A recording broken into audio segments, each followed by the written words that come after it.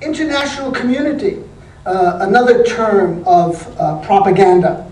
Every time US presidents, they love to use this term, and they have props, you know, whether it's Tony Blair or Stephen Harper, whoever the ally du jour happens to be in Washington that day, and they use them as a, you know, as a backdrop. Yes, we are the international community. Well, what does it mean in English?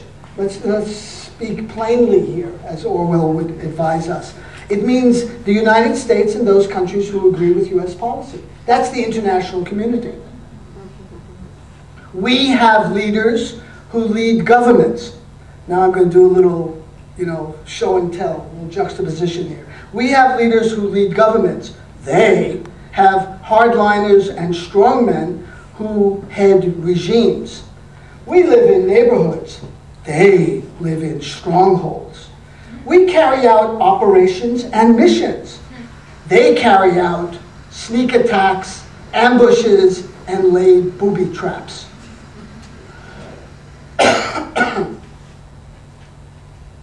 Without having the ability to break down these terms of propaganda, it makes the citizenry very vulnerable.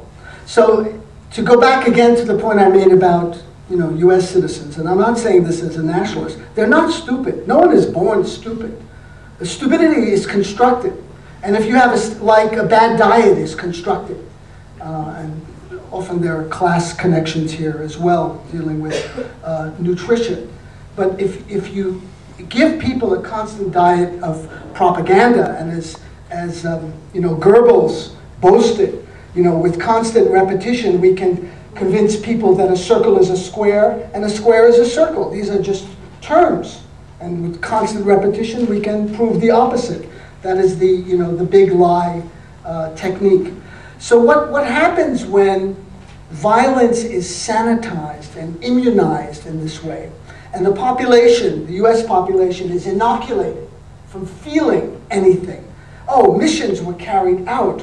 We're moving forward on this operation. There's no blood. There's no pain. There are no kids getting blown up. There are no orphans. There are no homes being destroyed, civilizations being wiped out. I mean, Iraq today is in an extremely dangerous situation, largely caused by the US invasion, which Chrétien had the wisdom to keep Canada out of. But Stephen Harper from this great province did not feel the same way about Afghanistan. So the distancing from reality, using coded language, I won't say that yes, it does enable violence. It allows the empire to run amok. It allows for these kinds of things to happen in our name because we want to liberate Afghan women from the oppression that they're suffering under.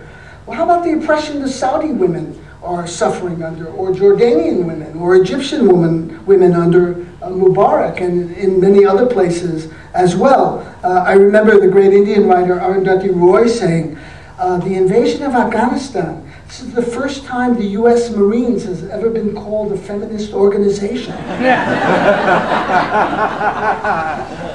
No, I'm glad you're laughing, because when this was stated, you know, by George Bush and his wife as well, and others, the press corps, which is what we have in the US. The French is not that bad.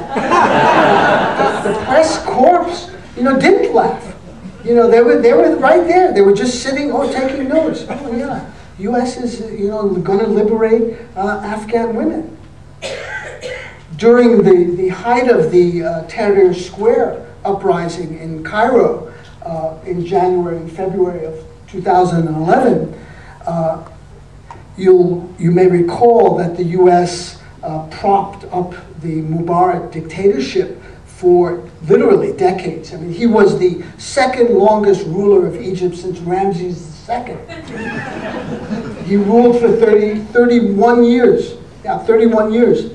The U.S. billions of dollars in aid to Egypt, never said peep, never said a word about human rights violations, suppression of unions, for example, and you know, many other issues. Hillary Clinton gets up at, when it still looked like, you know, it was kind of touch and go, you know, would they succeed in ousting Mubarak or not? And like many other instances, the US was, you know, almost to the end, backing the dictator, as it backed the Shah to the very end, as it backed Noriega to the very end, to Duvalier, to Somoza. That's the technique, to Batista. You stay with the dictator to the end, and then when he falls, you sell him out, and then you reinvent history. You engineer history to recreate a fictive past. So at that time, during January, February 2011, Hillary Clinton, the Secretary of State, goes before the assembled press corps and says, no country in the world has done more for democracy in Egypt than the United States of America. Nobody burst out laughing. Or you know, nobody said, you know, like a New Yorker, are you kidding me? I mean, you gotta be kidding, right? I mean, this is a joke. I mean, we're not completely stupid here. You know, we know what's going on. We know the history of support. But, you know, this passes without comment. It's reproduced, you know, in the establishment media. And so it goes, as Vonnegut says eloquently multiple times in Slaughterhouse-Five. And so it goes. Oil giants forge alliance. There they are, the 12 guys meeting at the Hyatt in Calgary.